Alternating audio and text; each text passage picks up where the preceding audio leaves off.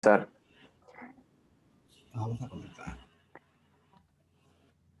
Bueno, nuestro equipo está conformado por Ramiro Guzmán Esparza, por Mario Muñoz Rodríguez, Fátima Rosales Gallegos y Daniela García Vales y su servidor Raúl Muñoz Rodríguez.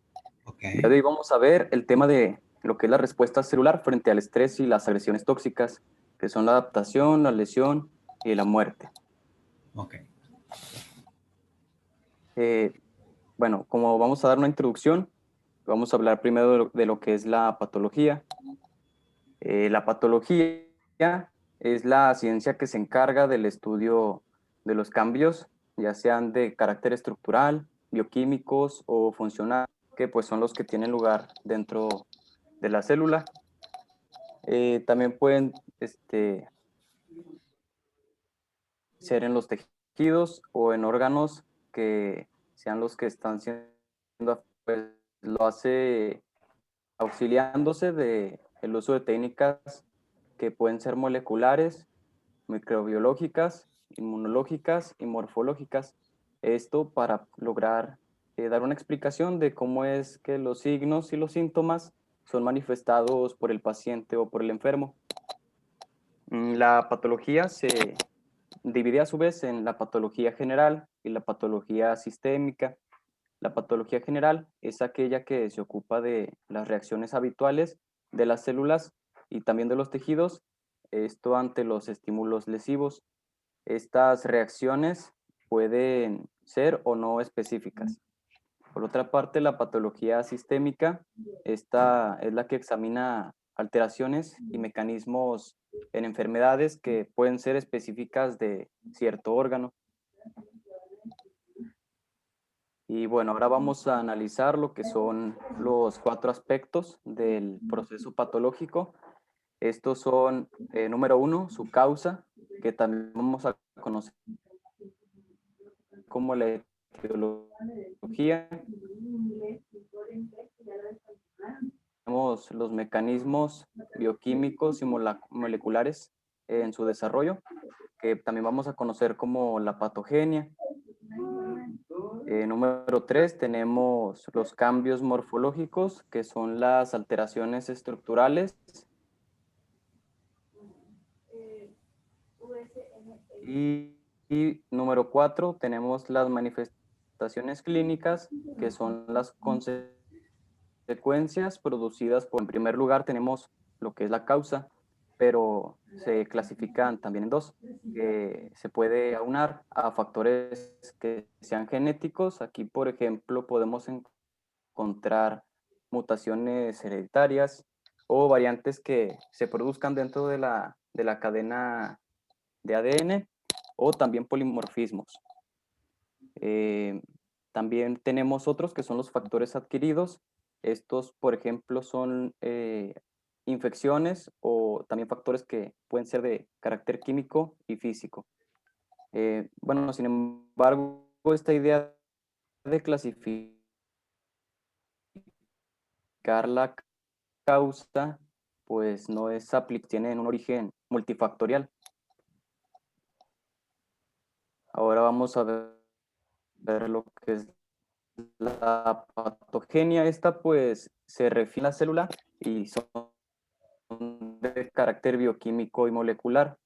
Como ya comentamos, estos ocurren por la exposición de la célula frente a un agente lesional.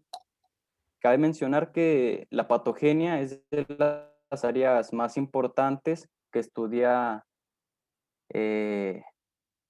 pues vaya la redundancia, la patogenia, porque esta, aun cuando en el caso de una infección o una mutación, aún no se ha expresado la enfermedad. Y es por eso que se quiere conocer cuáles son esos procesos que terminan dando lugar a la afección en sí. Ahora los cambios morfológicos, estos se relacionan con las alteraciones estructurales que caracterizan alguna enfermedad o que bien pues son como diagnósticas de un proceso etiológico específico. Aquí, como ya dijimos, pues hablamos del uso de la morfología como si fuera una herramienta que nos va a ayudar a diagnosticar la naturaleza de una, aunque también tiene sus limitaciones, porque pongamos el ejemplo de un cáncer de mama. Aquí pues no se pueden diferenciar realmente la morfología de los tumores, y además la evolución de dicha enfermedad pues va a ser diferente en otros casos, las cuales pues son el conjunto de síntomas y signos que se producen como resultado final debido a los cambios genéticos, bioquímicos y estructurales. Esto pues producidas por la lesión que se dio en la célula y también en la matriz extracelular. A su vez, estas manifestaciones van a condicionar la evolución clínica de la enfermedad y también el pronóstico de dicha patología.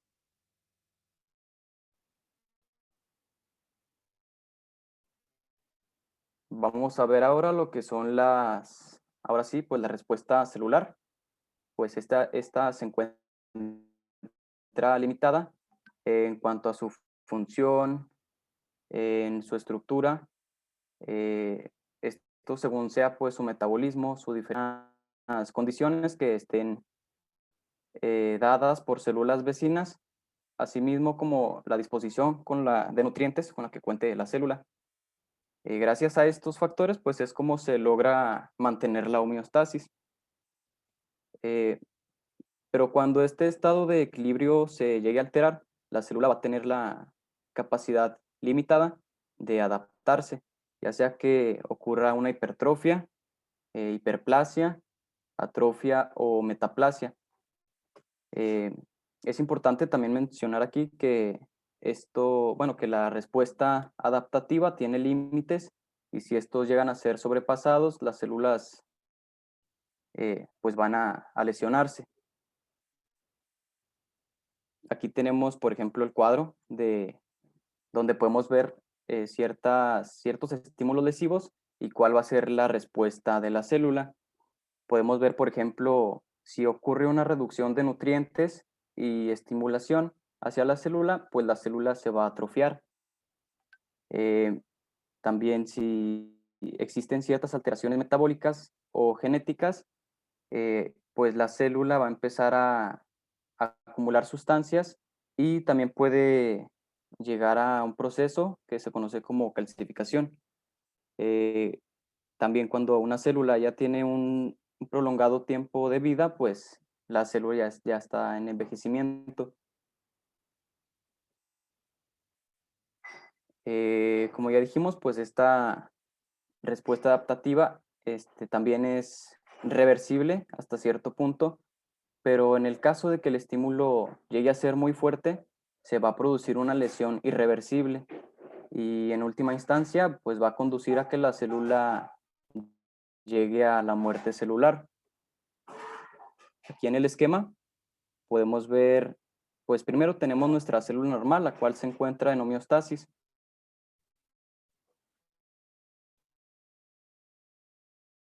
Esta que la llevó a la lesión, que llegue a ser leve y transitoria, pues la célula va a poder revertir esa lesión y volver a su homeostasis. En cambio, si la lesión es grave y progresiva, pues la célula va a tener realmente una lesión irreversible que, como ya dijimos, la lleva a la muerte, que puede seguir dos vías, que es la necrosis y la apoptosis. Aquí tenemos un ejemplo en el caso de las células miocárdicas. Podemos ver aquí los miocitos normales, que son los que se encuentran en la parte media superior. Podemos ver también miocitos con una lesión reversible y miocitos muertos, que son los que se encuentran en la parte derecha. En estos tres cortes transversales, bueno, esto se hace gracias a una tinción con cloruro de trifeniltetrazolio, el cual va a pintar de magenta el tejido que sea viable o el tejido que se encuentre pues, normal. Como podemos ver en la parte derecha, bueno, primero en la parte izquierda se observa cómo el miocito pues pasó por el proceso de adaptación, esto en respuesta al aumento de la carga de trabajo, por lo cual pues se adaptó por medio de hipertrofia y por eso el músculo, si vemos aquí, la pared ventricular se ve más grande Dicho. y engrosada. Ahí tienes que empezar a usar los términos médicos. Ahí en esa fotografía tú estás viendo una luz muy pequeña, un puntito prácticamente, y entonces la pared es muy gruesa, ¿sí? Eso quiere decir que puede ser secundario a un proceso fisiológico común como el ejercicio e incluso un proceso, ¿sí? Y en la que tú ves a tu derecha, eso tiene un infarto. Aquí hay una hipertrofia muscular lisa, pero tiene un gran, toda la zona amarilla, ¿sí? Y luego la zona hemorrágica, pero ya es cuando la lesión se vuelve totalmente irreversible, ¿sí? Cuando no se puede adaptar y entonces cambia una lesión. En este caso en el corazón, pues grave, un infarto, ¿verdad? ¿Qué más? Sí, doctor. Sí, por ejemplo, ahí pues el tejido está edematizado y pues empezó a acumular también grasa y el tejido necrosado pues es la manchita negra que se ve en la parte derecha de la imagen derecha. Uh-huh. Sí. Bueno, es que aquí vamos a ver, a la derecha de tuya, como la estás viendo, o a la izquierda de la pantalla.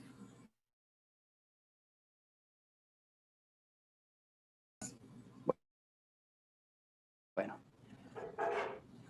como ya hablamos de la muerte celular, pues este es de los procesos más importantes para el desarrollo de órganos y el mantenimiento de la homeostasia. Este proceso, pues ya mencionamos que puede seguir apoptosis o necrosis. En ocasiones, las agresiones pueden producir alteraciones metabólicas que se van a asociar a acumulación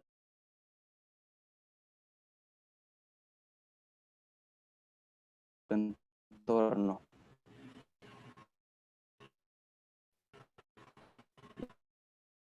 Y como ya mencioné,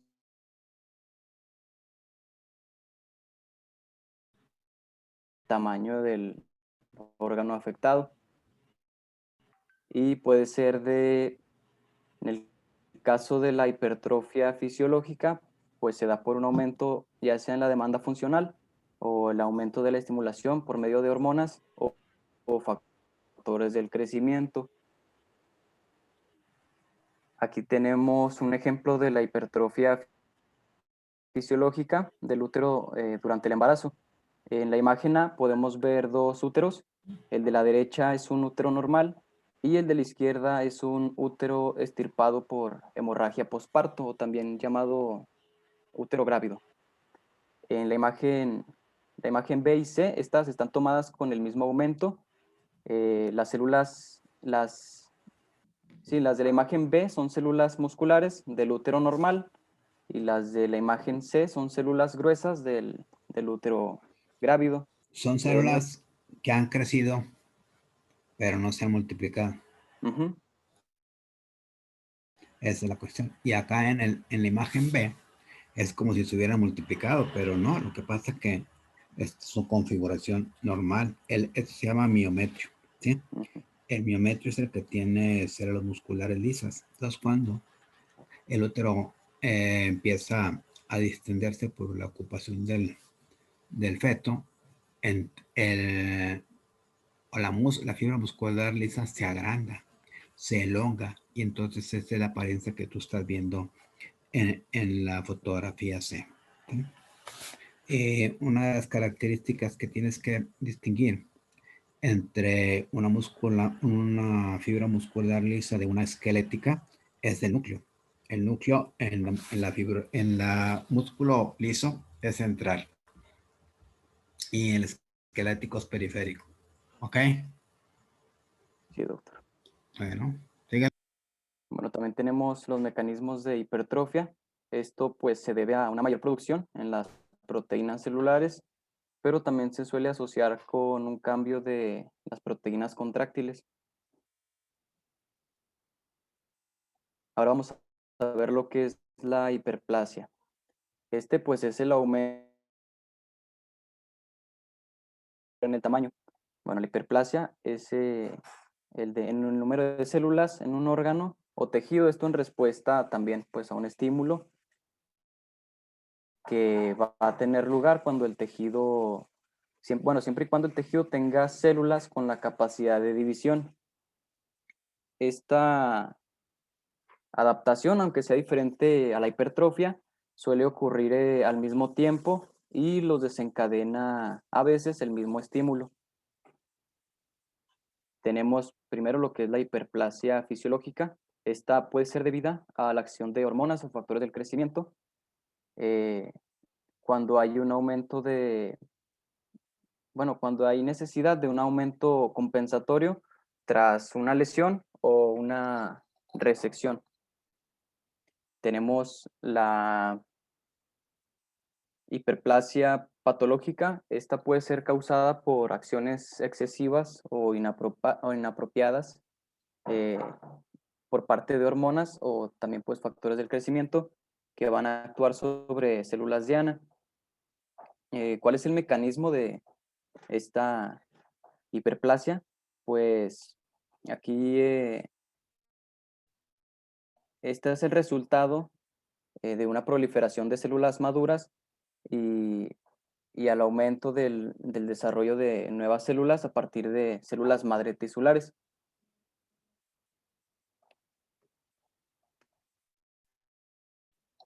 Tenemos aquí lo que es o tejido, ya sea por la disminución de las dimensiones y también en la reducción del número de células. Esta puede ser, en el caso que sea fisiológica, pues se considera que es normal durante el desarrollo, por ejemplo, en el periodo embrionario, eh, digamos también, o otro ejemplo sería la disminución del útero después del parto. En el caso de la patológica, pues esta suele tener diversas causas y puede ser local o generalizada. Puede deberse a falta de actividad, lo cual también conoceremos como atrofia por desuso. Esta, como su nombre lo dice, pues se da, por ejemplo, cuando un hueso se fractura y el paciente pues queda en cama. Aquí el músculo esquelético se va a empezar a atrofiar y si el desuso es prolongado, pues la cantidad de miocitos va a disminuir por apoptosis. O sea que las células pues van a empezar a morir. Ahora, si se debe a la pérdida de la inervación, esto conocido como atrofia por desnervación, en este caso el músculo no va a llevar a cabo su metabolismo ni sus funciones normales. Otra causa es la disminución del riego sanguíneo. Esto se va a deber más que nada pues a la isquemia que va a estar, por la que va a estar pasando el tejido y pues va a estar recibiendo menos nutrientes y lo va a llevar a atrofiarse. En caso de una nutrición inadecuada, pues esto es a consecuencia de una desnutrición que se va a asociar al uso de proteínas del músculo eh, para pues que va a intentar usar estas como fuente de energía. Cuando estas se agoten y ya haya usado también las reservas, que es el tejido adiposo. Otra causa es la pérdida de estimulación endocrina. Esto cuando algunos órganos dependen de ella para funcionar correctamente. Al perderla, pues se va a empezar a atrofiar. Por ejemplo, la mujer en la menopausia, eh, el endometrio se va a empezar a atrofiar porque ya no va a recibir esa estimulación endocrina, al igual que se va a atrofiar el epitelio vaginal y las mamas. Otra causa es la presión. Aquí se produce la atrofia también por isquemia, debido a que los órganos circundantes o vecinos van a estar ejerciendo una compresión sobre algún tejido. Ahora, ¿cuáles son los mecanismos de la atrofia? Pues esto se debe como consecuencia de la disminución de la síntesis de proteínas y del aumento de su degradación en la célula. La degradación de estas proteínas se produce a su vez por la vía de la ubiquitina proteosoma. Aquí tenemos una imagen. En la imagen A, imagen B, esta nos muestra el cerebro de un hombre de 82 años que tiene una enfermedad cerebrovascular y también que pues esto le provocó una disminución de la irrigación. Si vemos en la imagen B, pues podemos ver lo que son las circunvoluciones más estrechas y los surcos más grandes. Y esto sería todo por mi parte y continúa mi compañero Ramiro. A ver, Ramiro. Bueno, continuamos con metaplasia. En Una este cosa, caso cabe... espera, Ramiro, una cosa en Dígame. relación a la atrofia Sí. cerebral. Y es para todos jóvenes. Lo primero es que si no se usa, se atrofia. Así que pónganse a leer para que no les pase eso. ¿Sí?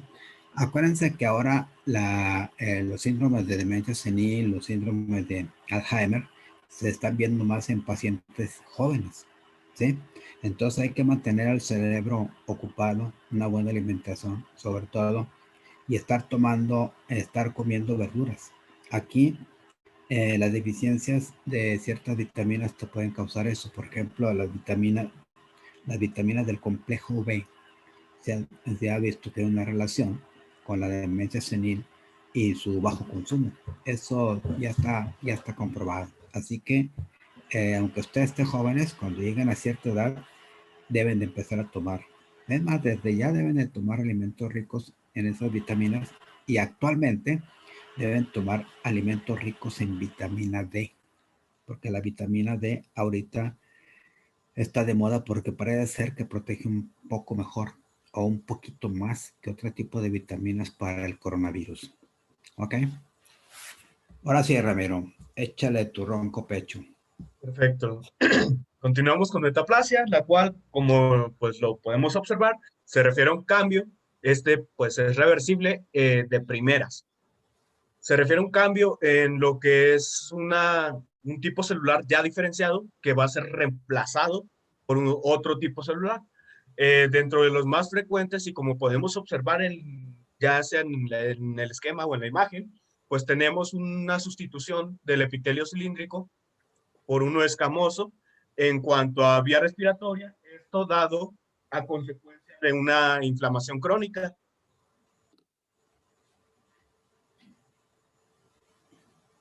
En este caso, otros ejemplos podrían ser, por ejemplo, epitelio en tráquea y bronquios. En el caso de fumadores habituales también se ve metaplasia. En epitelio respiratorio, como ya lo veíamos anteriormente, también puede darse por carencia de ácido retinoico. En el caso de epitelio en conductos excretores de glándula salival y vía biliar, se puede dar por oclusión de estos por medio de cálculos. ¿Y qué es lo que ocurre con esta situación de la metaplasia? Pues tomando como ejemplo una vez más el epitelio de vía respiratoria, lo que va a suceder es que se va a sustituir el epitelio originalmente con las funciones que se necesitan, como por ejemplo la más importante, protección contra infecciones, por un epitelio con mayor resistencia, como lo es el epitelio escamoso. En este caso se pierde la protección contra infecciones, como lo es la secreción de moco y la acción ciliar por parte del epitelio cilíndrico. ¿Ustedes fuman? Yo sí. ¿Tú sí? Pues eso que estás viendo es lo que te va a pasar. Sí, ya sé. Entonces, lo que hay que hacer es que tienes que disminuir tu consumo de tabaco hasta que ya lo dejes. Una de las peores tarugadas que tiene el hombre es que le agrega más daño a lo que ya usualmente tenemos. Por ejemplo, afuera, en la calle, ya está muy contaminado y prácticamente ahí agarramos de todo y le metemos humo, pues va a sonar. Ahora, el humo vuelve tontos a los cilios, los atonta y no tienen su buena función. Por eso el fumador crónico se tarda más tiempo en recuperarse de una gripa, porque sus cilios son tan malos que no pueden mover el moco como debe ser, y por eso terminan con mucha tos. Entonces, debes de dejar de fumar o de reducir al mínimo tu consumo de tabaco. ¿Qué más? Ok, como se los dije, primeramente es un cambio reversible que en el caso de que el estímulo de estrés o el estímulo lesivo no se vea pues disminuido o que siga, mejor dicho, el estímulo sea persistente, pues lo que va a provocar es que la metaplasia puede originar una transformación de carácter maligno en el epitelio ya metaplásico. La forma más frecuente de cáncer en vía respiratoria precisamente es el crecimiento de células escamosas en áreas donde pues el epitelio ya se volvió metaplásico.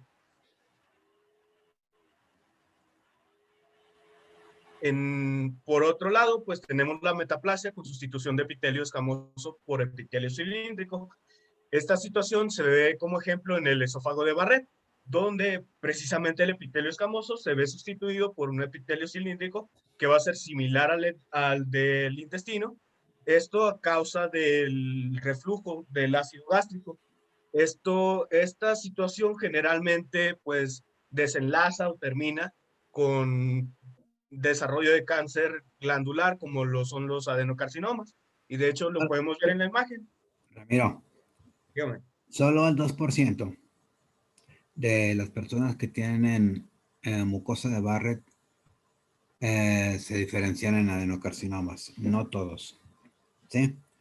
Eh, Está también relacionado con el cáncer escamoso, pero más con el glandular, pero solo el 2%. Pero también debes de saber que hay mucosa de Barrett que no tiene células intestinales. O sea, el verdadero esófago de Barrett o mucosa de Barrett tiene células que se llaman células caliciformes, ¿sí? O también tiene lo que se llaman células de Paneth, ¿sí? Entonces, eso se llama mucosa de Barrett de tipo distintivo. El gastro sabe que cuando se le dice de tipo distintivo, quiere decir que es intestinal.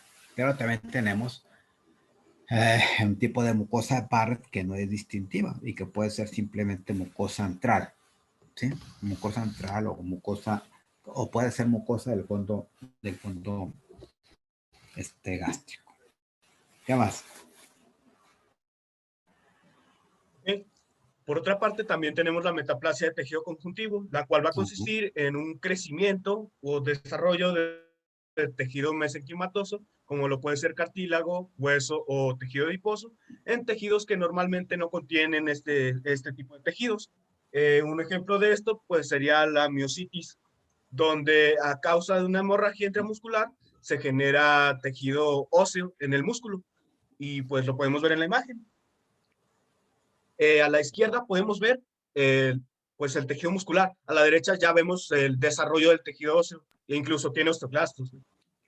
Hay una cosa que se llama miositis osificante, que es a lo que tú te estás refiriendo. Es un tipo de tumor benigno, desde luego, que ocurre precisamente después de lo que tú acabas de decir. Pero, pero, hay eh, tumores malignos que se llaman tumores metaplásicos, ¿sí? En la mama existe un carcinoma que se llama carcinoma metaplásico y esta metaplasia se refiere a que existen varios tipos de estructuras diferentes al tejido mamario con características de malignidad o sin ellas, ¿sí? Pero sí se le considera como carcinoma metaplástico, que nada tiene que ver con las cuestiones de metaplasia que podemos observar en condiciones anormales, pero que no son malignas. ¿Qué más? Ok. Por otra parte, tenemos los mecanismos de la metaplasia. ¿Cómo es que ocurre? Pues en este caso, la metaplasia va a ocurrir a consecuencia de una reprogramación en células madre de tejidos normales o de células mesenquimatosas no diferenciadas en tejido conjuntivo. Una parte muy importante a tener en cuenta es el ácido retinoico, puesto que este tiene una función reguladora en cuanto a la transcripción de genes por medio de receptores retinoides nucleares.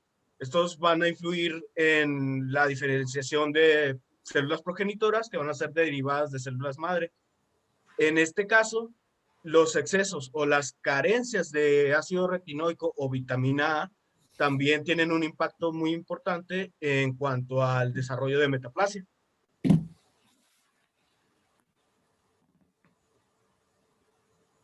cuanto a la perspectiva general de la lesión celular y la muerte, bueno, ya lo vimos un poquito por encima con Raúl, pues la lesión se va a producir cuando existe un estímulo ya sea lesivo o agresivo o de estrés, el cual va a rebasar la capacidad de la célula de adaptarse.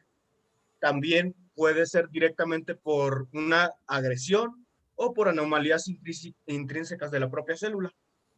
Esta lesión o este estímulo lo que va a generar es que se produce la lesión y esta arranca por un periodo que se va a dividir en dos fases, la fase reversible y la fase irreversible, las cuales van a estar divididas a su vez por un punto medio entre la fase reversible y la reversible, que va a ser el punto de no retorno, el cual una vez siendo rebasado a partir de la fase reversible, pues es inviable la recuperación por parte de la célula, no se puede regresar a la fase reversible una vez entrando a la irreversible y pues generalmente termina pues en muerte celular.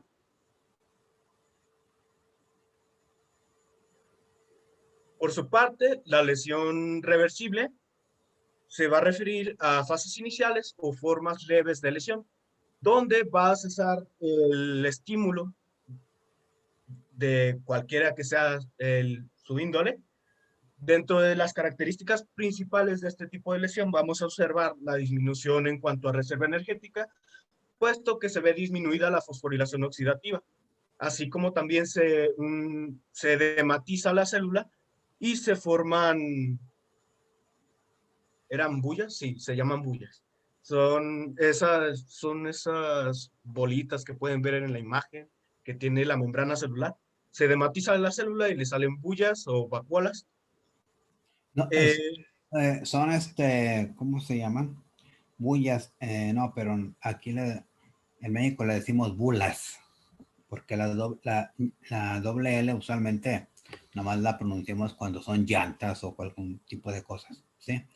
Y una bulla en México es hacer algarabía, o sea, burlarse de alguien, ¿sí? Por eso, para hacer la distinción, le llamamos bulas, o sea, chichones, para que mejor me entiendas, ¿sí? O bolas, ¿ok? Sí, ¿Qué más? puesto que la membrana, bueno, que la célula en general está edematizada, puesto que la célula en general está edematizada y la membrana va a perder un poco de su integridad, no por completo, pero esta pérdida leve de integridad va a generar que se vuelva hasta cierto punto incompetente en cuanto a la homeostasis iónica y el flujo de agua. También se pueden reflejar algún impacto en los organulos, como lo son la mitocondria y el retículo endoplasmático rugoso, que se pueden edematizar, o mejor dicho, se edematizan. Una vez rebasado el punto de no retorno, como ya se los comentaba anteriormente, llega la fase irreversible, donde pues culmina con la muerte celular. En estos casos, pues el estímulo o el daño no cesó o fue demasiado grande, fue mayor, rebasó directamente el punto de no retorno y por ende, pues la célula es completamente incapaz de recuperarse, terminando pues en muerte celular. Dentro de muerte celular tenemos dos clasificaciones principales, que son la necrosis y la apoptosis. Por su parte, la necrosis es denominada como la forma accidental o no regulada de muerte celular, puesto que esta va a ser producto de la afectación en la membrana celular que va a generar una pérdida en la homeostasis iónica. En este caso, la integridad de la membrana celular se va a perder por completo. Puesto que existe un daño bastante severo, es importante, por lo cual las enzimas lisosómicas penetran el citoplasma y comienzan la digestión de la célula. Por la misma situación que la membrana celular pierde su integridad, el contenido celular se extravasa, terminando de esta manera en el espacio extracelular, lo cual va a inducir una inflamación en la zona circundante de la lesión. Y pues la necrosis es un tipo de muerte celular que va a ser característico en lesiones por isquemia, exposición a toxinas, infecciones y traumatismos. A ver, el dibujo para que no haya ningún problema, ¿sí? El dibujo que tienes con apoptosis da la impresión de que la membrana ha sido rota y que aventó hacia afuera todo, ¿sí? Eso es lo que a mí me da impresión. Y la apoptosis, una de las características es que se conserva la membrana celular. Sí, de hecho, más adelante lo voy a platicar. No, no, hijo, lo que pasa que me refiero a que en la fotografía puede pensarse a confusión, porque donde le pusiste necrosis, parece que será apoptosis, que tiene la membrana íntegra. ¿Sí? A eso me refiero nada más. Síguele. Ok, más adelante les hago la aclaración. Más adelante hace la aclaración, vamos. En cuanto a apoptosis, pues como ya la conocemos, es la muerte celular programada, la cual va a estar dada en momentos donde el DNA o las proteínas resultan dañadas. En estas situaciones, pues se ve rebasada la capacidad de la célula de reparación, por lo cual por sí misma se da muerte. Este tipo de muerte celular precisamente está caracterizada por la disolución nuclear, así como la fragmentación de la célula. Sin embargo, a pesar de que existe cierto rebasamiento de lo que es la integridad de la membrana, no se rompe por completo, sino que, por así decirlo, se divide en pequeñas piezas, pequeños pedazos, y posteriormente se eliminan los residuos de la célula por fagocitosis. Eh, Como ya les comentaba, pues no se ve por completo vencida la membrana celular, por lo cual el contenido celular no se extravasa como tal al espacio extracelular y por ende no genera inflamación, este tipo de muerte celular.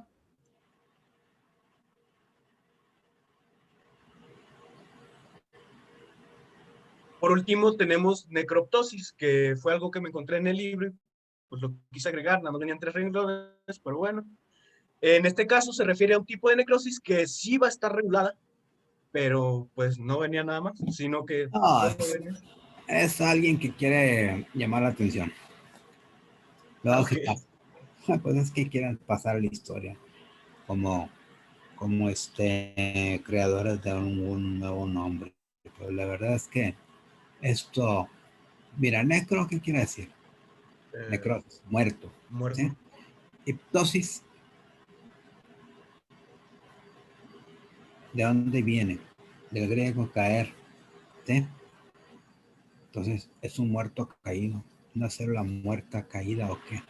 ¿Sí? No sé el término como tal. Es un término que yo cuando lo vi ni siquiera me atreví a leer lo que decía, porque no, está fuera de, para mí está fuera de sitio. Aquí no hay más que necrosis y apoptosis, hasta que alguien nos demuestre que eso tiene que ver con alguna patología en especial. ¿Ok? ¿Qué más? Entendido.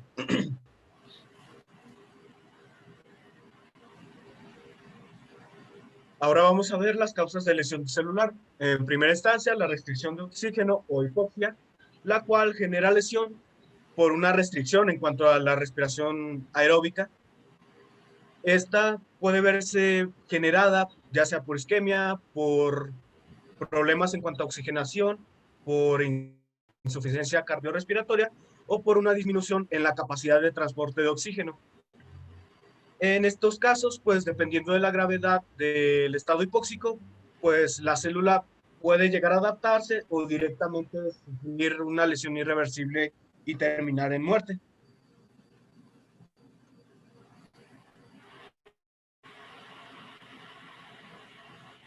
A continuación tenemos los agentes físicos, dentro de los cuales encontramos los traumatismos mecánicos, temperaturas extremas, como lo puede ser quemaduras o frío intenso, los cambios repentinos de presión atmosférica, así como radiación y descargas eléctricas, los agentes infecciosos, por su parte, que se refieren a virus, tenias, riquecias, bacterias, hongos y parásitos, los cuales, como agentes, van a generar distinta manera, mejor dicho, o inducen lesión de distinta manera cada uno de ellos.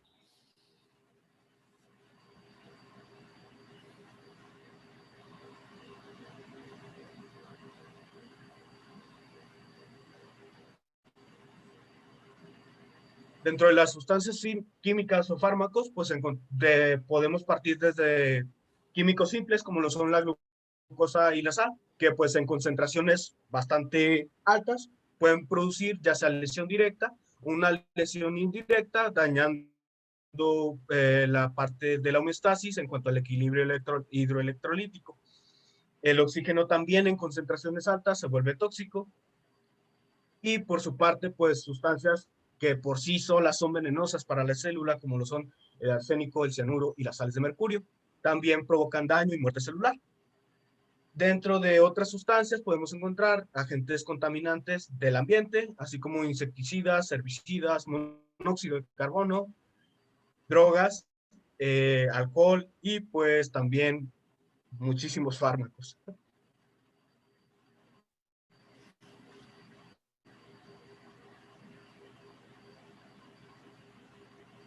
Tenemos por su parte las reacciones inmunológicas, las cuales pues son lesivas por sí mismas, puesto que son cuestiones de ataque. En este caso, pues también las de tipo autoinmunes que reaccionan contra los autógenos, pues son responsables de enfermedades como lo que son potencialmente graves, como lo puede ser el lupus eritematoso sistémico, y pues reacciones contra agentes también externos pueden causar lesión por esta situación.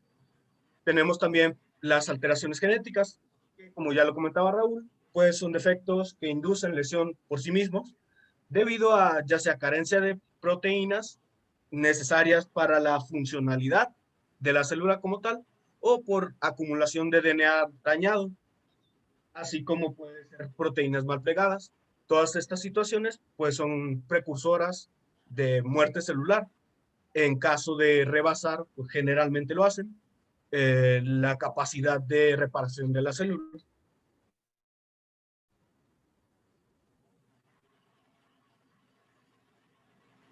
Por último, tenemos los desequilibrios nutricionales, donde tanto las carencias como los excesos son importantes, proteínico-calóricas, pues estas pueden producir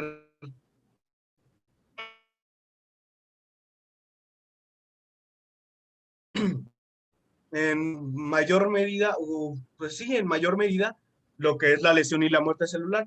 Sin embargo, también en cuanto a los excesos, pues estos causan primero lesión y excesos como pueden ser, por ejemplo, el colesterol, que disponen también al desarrollo de enfermedades como lo pueden ser la aterosclerosis y por su parte la obesidad, que se asocia a una infinidad de múltiples incidencias a enfermedades, por lo que pues la composición de la dieta es un carácter muy importante a tener en cuenta en cuanto a lesión celular. En cuanto a las alteraciones morfológicas en la lesión celular, Por su parte, en la lesión reversible, como ya les comentaba, pues se presenta un edema generalizado de la célula, así como de sus orgánulos, formación de vesículas en la membrana, ya lo veíamos, las bulas, el desprendimiento de los ribosomas del retículo endoplasmático, así como la condensación de la cromatina nuclear, disminución de la generación de ATP, porque como ya les comentaba, pues disminuye la fosforilación oxidativa y con esto la generación de sustrato energético. Se pierde la integridad de la membrana, pero no por completo, por lo cual pues no se extravasa el contenido durante la lesión reversible. Eh, Existe un defecto en la síntesis proteica y pues se altera el citoesqueleto y el DNA. Usualmente, Ramiro, usualmente a este tipo de lesión se le conoce como degeneración hidrópica, ¿sí? Que es muy común en las células del riñón. Esta degeneración hidrópica puede ser reversible, ¿sí? Si llega a tronarse, pues ya no, obviamente, pero este tipo de células acumulan vacuolas, pero no se rompen, ¿sí? Si llega el auxilio temprano, se puede haber un cambio reversible. Y si no llega, pues entonces se produce. ¿Qué más?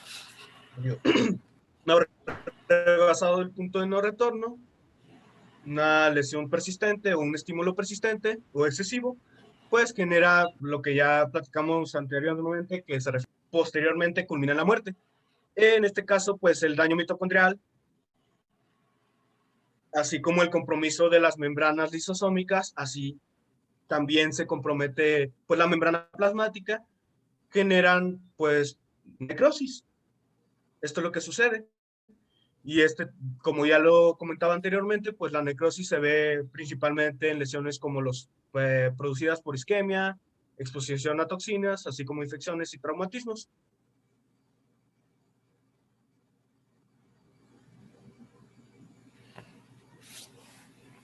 Una vez más hablamos de lesión reversible, se repetía bastante. Los rasgos de lesión celular reversible se pueden identificar dos principales, los cuales son el edema y el cambio grasoso. En cuanto al edema, pues ya lo vimos, es producto de la incapacidad de la membrana celular de mantener la homeostasis en cuanto a iones y líquidos, por lo cual se dematiza y por ende las bombas iónicas no funcionan de manera correcta. En cuanto al cambio grasoso, el cambio graso, perdón, se da generalmente en lesiones por hipoxia, lesiones por toxinas o lesiones de carácter metabólico. Bien, Cristiano, ¿en qué pacientes? Hipoxia, toxina o metabólico. En la cirrosis hepática, Ah, en la hepatitis, en las hepatitis alcohólicas, ¿sí? Y hay una lesión en mujeres embarazadas que es grave. Hay una esteatosis grave en pacientes embarazadas que por lo regular mueren. Se llama hígado graso del embarazo. Yo no me ha tocado ver un solo caso al que afortunadamente o no le hice la autopsia y el hígado estaba tan amarillo, tan grasoso que podías tú hacer un taquito. Es decir, cortabas un buen pedazo de 4 milímetros y lo podías doblar como un taco. ¿Qué quiere decir? Que era prácticamente pura grasa. El hígado no pasa, el hígado no puede hacerse eso. El hígado tiene su consistencia y no podemos ni siquiera doblarlo porque se rompe. ¿Sí? Eso es lo que sucede. ¿Qué más? entendido. Pero bueno, en estos casos, el cambio graso se refiere a que en células que están relacionadas con el metabolismo de los lípidos o que dependen de van a presentar vacuolas lipídicas en la membrana. A ver, espérame, me está pasando, me salió aquí alguna cosilla ahí, no sé si ustedes, sobre sobre la iglesia de Jesucristo de los Santos de los últimos días. ¿No le salió a usted? No, eso- Se metió un- A mí sí Creo me sale, que doctor. eso sale cuando mandas el link, creo, porque a mí me sale siempre. Es sí. que es por la cuenta de Lili. Bueno, ella tiene como que se abre directamente esa página. Ah, Es la perfecto. cuenta de la empresa. Ah, bueno, le voy a poner, le voy a poner la cursita. No, listo, pues. Vámonos. ¿Qué más? Creo que me salí, ¿no? Otra vez, esperen. Dejaron de compartir pantalla. Sí, lo que pasa que yo le cerré. Es que le cerré la... Ahora sí ya estamos aquí. Es que cerré el comercial porque no me va a dejar seguir. Por eso. ¿Listo? Bueno, listo.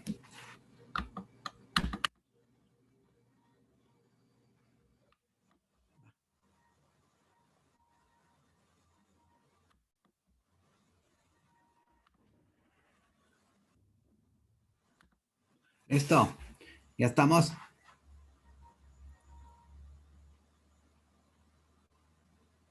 No los oigo. Una disculpa, yo estaba hablando y tenía el micro apagado. Ah, no, pues a todo dar. No te digo que el Alzheimer empieza, ¿cómo se llama? En personas más jóvenes, aguas. Ok, Órale, pues. abordando la morfología de la lesión reversible, vemos Ujú. una vez más edema, hinchazón o tumefacción celular, alteraciones de la membrana plasmática, dentro de las cuales encontramos pues las vesículas o las bulas, cambios mitocondriales que pues se refieren al edema mitocondrial, así como dilatación del retículo endoplasmático y algunas alteraciones nucleares, como la condensación del material nuclear. Por su parte, la necrosis, pues esta es consecuencia de la desnaturalización de las proteínas, esta así como su aspecto, de las proteínas intracelulares, así como la digestión enzimática pues, de la célula en sí. El contenido de estas, pues, como ya lo platicábamos anteriormente, se extravasa y produce inflamación en el tejido circundante. Las enzimas que se encargan de la digestión de las células necróticas derivan de lisosomas de leucocitos participantes precisamente en la respuesta inflamatoria que genera. Sin embargo, hay una cuestión muy importante y es que la digestión de la célula necrótica, así como la respuesta inflamatoria del anfitrión, pueden tardar horas en producirse, por lo cual es posible que no haya cambios a primera vista detectables, incluso en microscopio, en las primeras horas. Perdón. Si mal no recuerdo, había un ejemplo en el cual aproximadamente hasta dentro de 6 horas. sí, 2 a 3 horas. En el corazón, pon anterior. En el corazón, en el miocardio, se puede ir fechando hora por hora cuando empieza la lesión. ¿Sí? Es indistinguible de una necrosis inicial y de la célula normal. Pero esta fotografía que tienes tú aquí, ahí nos dice Es cómo intestino. va evolucionando. ¿Sí? Tú ves una porción tubular, son túbulos, no sé si son proximales o distales, porque tienen cilios. Si tienen cilios, son proximales. ¿Sí? Y la fotografía del medio ve cómo empiezan a cambiar el citoplasma a un acidófilo. Ya empiezan a ser más de color, si tú los ves. Conservan sus núcleos, pero empiezan a perder núcleos las células. Y empieza el citoplasma a esfacelarse, es decir, a disgregarse. Y en la última, pues ya la configuración ya se perdió. Ya prácticamente no hay núcleos y ya es un desorden. Entonces tenemos una evolución de lo que es un epitelio normal a un epitelio totalmente necrótico. Estas son las fotografías que tienes tú aquí. La siguiente. En cuanto a la morfología de las células necróticas, podemos ver el aumento en cuanto a la eosinofilia. Ya lo veíamos en la imagen anterior, que se ven un poco más coloreadas en tinción de hematoxilina y eosina. Tienden a tener un aspecto más homogéneo y más vítreo que las células normales y pueden presentar figuras de mielina que son masas fosfolipídicas o masas de fosfolípidos dentro de la célula. También presentan discontinuidad en la membrana, así como en los orgánulos, dilatación de las mitocondrias, residuos amorfos y agregados de aspecto espumoso, y cambios nucleares como lo son la cariolisis, la pignosis y la cariorexis, que por su parte, la cariolisis se refiere a la disolución completa de la cromatina, la cariorexis por su parte se refiere a la fragmentación del núcleo de una célula, pues, que en este caso pues ya es moribunda. Y por último, la pignosis se refiere a la condensación irreversible de la cromatina. En cuanto a los patrones de necrosis tisular, pues recalcar una parte importante, y es que cuando muere más de una célula por necrosis, se dice que el tejido o el órgano está necrótico. Esta tiene diferentes patrones, dentro de los cuales vamos a encontrar la necrosis coagulativa, licuefactiva, gangrenosa, gaseosa y grasosa. En cuanto a la necrosis coagulativa, es una forma de necrosis en la cual se va a preservar la arquitectura del tejido por algunos días, y los tejidos afectados van a presentar una textura firme. Ya lo vemos en la imagen de abajo. Es una imagen de un infarto renal. En la imagen A, pues podemos ver que se preserva la arquitectura relativamente bien del riñón. ¿Y qué forma tiene la necrosis? ¿Qué forma tiene desde el punto de vista geométrico? Pues es un triángulo, ¿no? Un triángulo. ¿Y por qué un triángulo? ¿Cuál es la razón? Tú acabas de decir que es riñón, ¿verdad? Sí, así es. ¿Cuántas arterias tiene? ¿Cuántas arterias entran al riñón?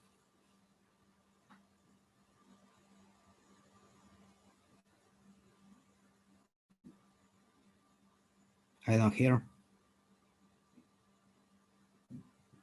No oigo. ¿Cuántas entran? ¿Una o dos?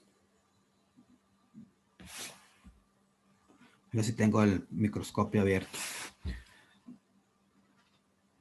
¿Cuántas arterias entran al riñón directamente desde la aorta? ¿Una? Una no, la renal. Una, Arteria pero renal. podemos tener accesorias a los polos. Pueden ser al polo superior, al polo inferior. Y una vez que llega al ilio, ¿qué sucede? La arteria. ¿Qué le pasa a la arteria renal cuando llega al ilio?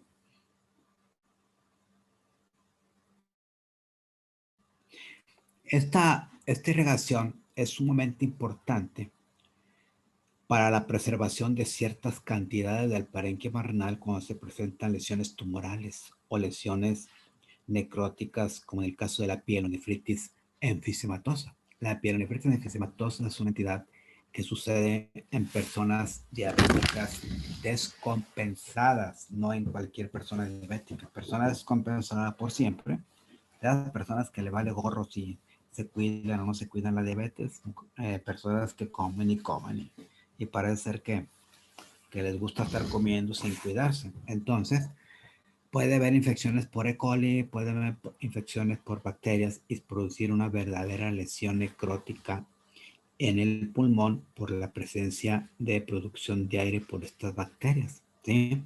Y se conoce entonces como una necrosis papilar también, les llaman enteritis, papilitis necrosante. Entonces, este tipo de arterias, irrigación arterial, pueden salvar cierta parte del riñón, sobre todo en pacientes que tienen un riñón único. Por eso es importante que sepan de irrigación. ¿En cuántas arterias se divide la arteria renal? 3. ¿Tres dónde? ¿Adelante o atrás? ¿O anteriores o posteriores? ¿Y cuántas atrás? ¿O cuántas posteriores? Una rama anterior. ¿Quién les dio anatomía, El doctor Dígalo sin miedo. Herrera, Candela. el doctor Herrera. No, el doctor. Ah, bueno, pero- anatomía 1 Herrera, Candelas y 2 Herrera. Pues para decirles que no les enseñó la irrigación. La irrigación es sumamente importante. Ahí son 5. Entonces, imagínense acá este riñón que más bien tiene cara de, quién sabe cómo está cortado, parece que si fuera otra cosa. Imagínense que esta persona tuviera un solo riñón y tuviera eso. Entonces, cuando entra el urólogo y ve la lesión, él ve que cierta cantidad de riñón es bueno y entonces puede hacer una disección basado en las 5 arterias que penetran, ¿sí? Al riñón. ¿Y por dónde penetran? Eso sí les dije yo en segundo semestre. ¿Por dónde suben las arterias? Y que llevan otro nombre.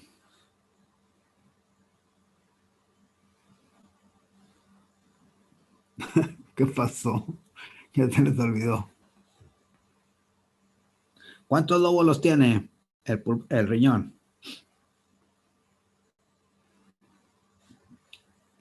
Ramiro y compañía, ¿cuántos lóbulos tiene el riñón?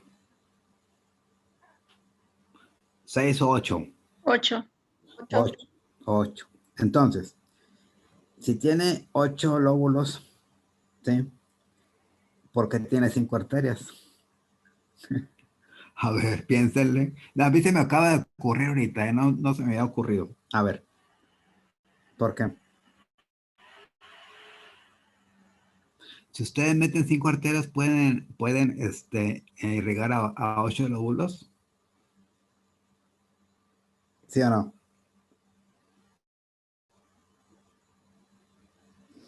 Es interesante las matemáticas, ¿sí o no? Pues sí, jóvenes. Si las arterias entran por las zonas, por el tejido ahí se me fue el nombre. En la zona que está dividiendo los lóbulos. ¿Interlobulillar?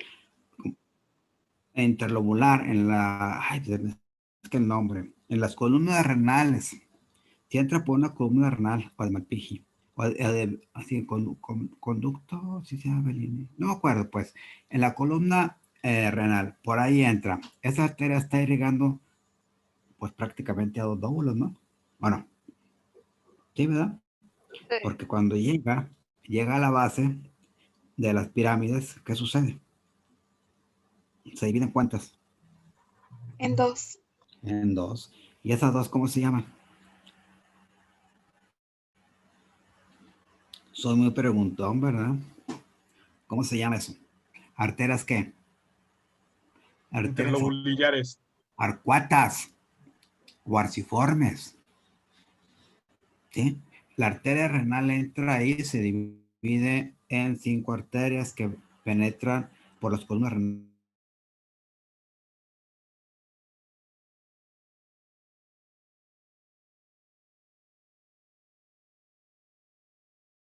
Lo que se llaman arterias arciformes, también llamadas arterias arcuatas. Y estas arterias arciformes dan origen a las arteriolas llamadas Interlobulillares. Sí, y luego, esas arteriolas, ¿a dónde entran? Entran a los glomérulos en forma de arteriola ¿qué? Aferente. Se enrollan el glomérulo y luego sale la arteriola eferente. ¿Sí? ¿Sí? Eso es el único lecho capilar. Bueno, son de los pocos lechos capilares arteriales que existen. Ahí, ese lecho capilar es exclusivamente arterial. ¿Sí? Otros lechos capilares como el del hígado, que este está constituido solamente por sinusoides, pero que tienen sangre mezclada, sangre roja y sangre azul, como les decían en la primaria, o sangre venosa o sangre arterial. ¿Sí? ¿Y qué sucede después de la arteriola eferente? Pues da capilares arteriales, los cuales van a hacer anastomosis con los capilares ya venosos que van a formar lo que se conoce como red peritubular, ¿sí? O algunos autores le llaman la red admirable capilar porque es impresionante cómo puede estar desarrollado ese lecho capilar en todos los túbulos. Por eso el lecho capilar peritubular. Y luego pues, ya se forman las vénulas, la vénula, ¿cómo se llama? Que sale para formar la vena renal. ¿Sí? Entonces, esa es la anatomía, para eso sirve, no nomás para pasarla. Tienen que, cada vez que vean algo, traten de volver a ver la anatomía, aunque sea de pasada. No se vayan a que entra por un lado, luego sale por otro, luego se dobla en la esquina, y luego da vuelta, y luego se mete entre esto. Ya ven cómo es la anatomía. No, aquí deben de conocer a grosso modo cómo se llama, cómo van, dónde se distribuyen. Ok, si tú ves la fotografía microscópica, ahí ves una línea perfectamente dibujada ahí entre lo que es el tejido necrótico o isquémico. La necrosis de coagulación también se conoce como necrosis isquémica, por eso es que conserva el patrón. Si no tuviera ese patrón histológico semejante al que está sano, pues simplemente no sería una necrosis isquémica ni de coagulación. La mayor parte de los diabéticos, cuando tienen angiopatías diabéticas y no hay una buena circulación, lo primero que sufren es una necrosis isquémica, o lo que se conoce en el argot clínico como gangrena seca. Es decir, lo que están ustedes viendo son dedos negros o tejido negro. Y se hace húmeda o gangrena húmeda cuando se infecta. Y una vez que se infecta, se produce la necrosis de licuefacción, antiguamente llamada colicuativa, que no sé de dónde viene ese nombre, pero ahora mejor le llaman de licuefacción. ¿Por qué? Porque es pus, por eso. ¿Sí? Muy bien. Sígale. En este caso se desnaturalizan proteínas. Perdón, en este caso se desnaturalizan proteínas y enzimas, por lo cual se bloquea la proteólisis. Esta, como ya lo comentaba el doctor, este tipo de necrosis pues, puede ser producto de una isquemia por oclusión vascular. Y pues al área localizada de la necrosis de este tipo, pues se le denomina infarto. Continuamos con la necrosis licuefactiva, que se caracteriza por la digestión de las células muertas. En este caso, el tejido se transforma en una masa viscosa y líquida, que pues conocemos como pus, a esta porción de tejido necrótico, y pues se registra generalmente en infecciones bacterianas y en algunas ocasiones en infecciones fúngicas. La muerte celular por hipoxia en sistema nervioso central se manifiesta de esta manera, precisamente como necrosis licuefactiva. Y pues en la imagen podemos ver un infarto cerebral como ejemplo de necrosis licuefactiva. Continuamos con la necrosis gangrenosa, cuyo término suele aplicarse generalmente, bueno, mejor dicho, se aplica a extremidades que adoptaron necrosis por isquemia. Básicamente es la necrosis coagulativa, pero aplicada a extremidades exclusivamente. Pues sí, producto de la pérdida de la irrigación. Y como ya lo comentaba el doctor, también existe la gangrena húmeda, que es la necrosis gangrenosa en conjunto con una infección bacteriana superpuesta, que adopta un mecanismo de necrosis licuefactiva.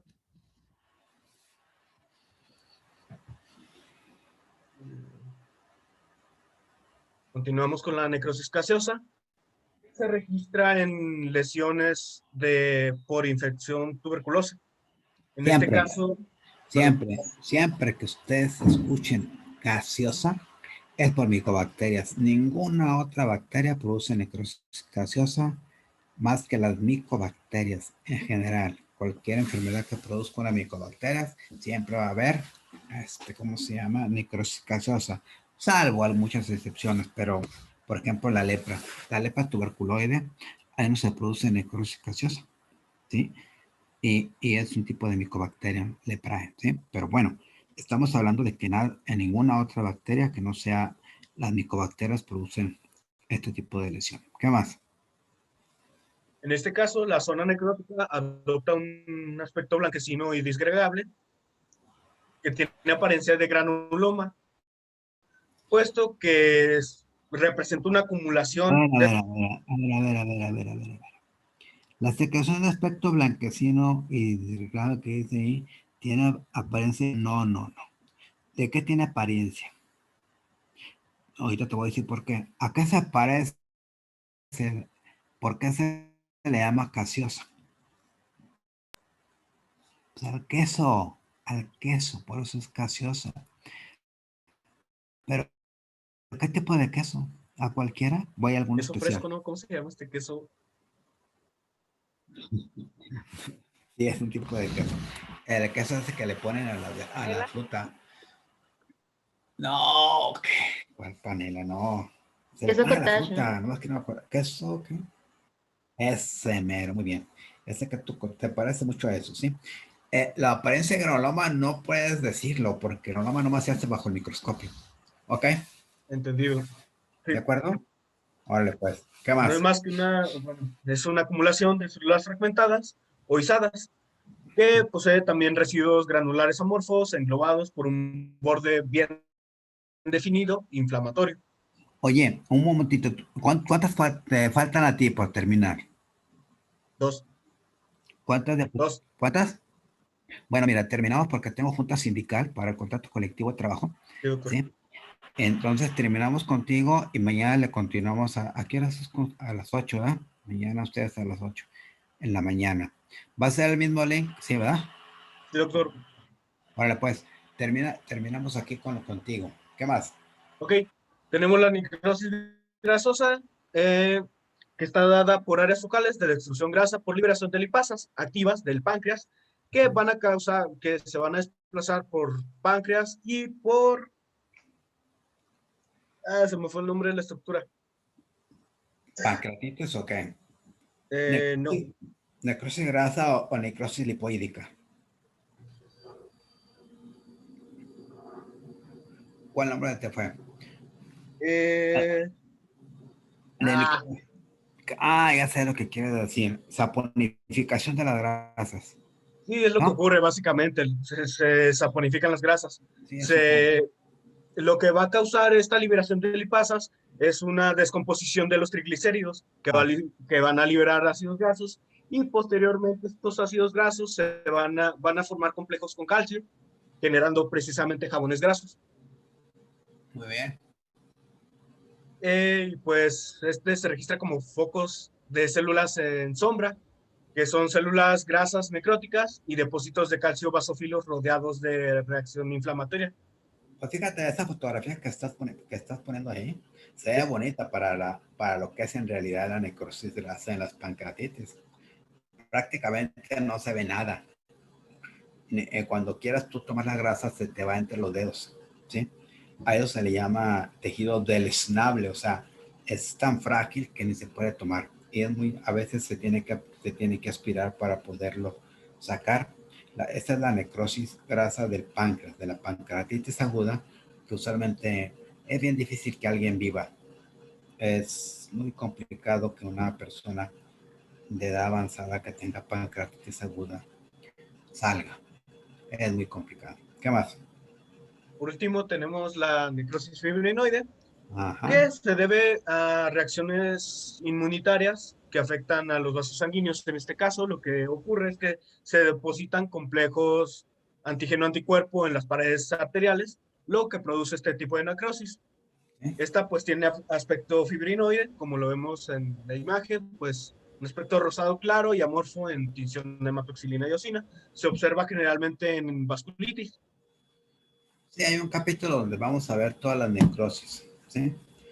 Para que ustedes conozcan principalmente en qué enfermedades hay necrosis. Seguramente las van a ver en reuma, ¿sí? Pero aquí lo vamos a ver con mayor claridad en las fotografías microscópicas. ¿Ok? Pues ya sería todo por mi parte. Muy bien. Entonces, los dejo porque tengo que entrar a la plática contractual del sindicato. Si no me van a poner falta. Como yo soy el secretario de prensa, pues ni modo. Tengo que estar presente. ¿Sale? Sí, doctor, está bien. Sí, doctor. No, mañana a las 8. Gracias. Mañana. Bye. Gracias, doctor. Hasta Gracias, mañana. doctor. Bye.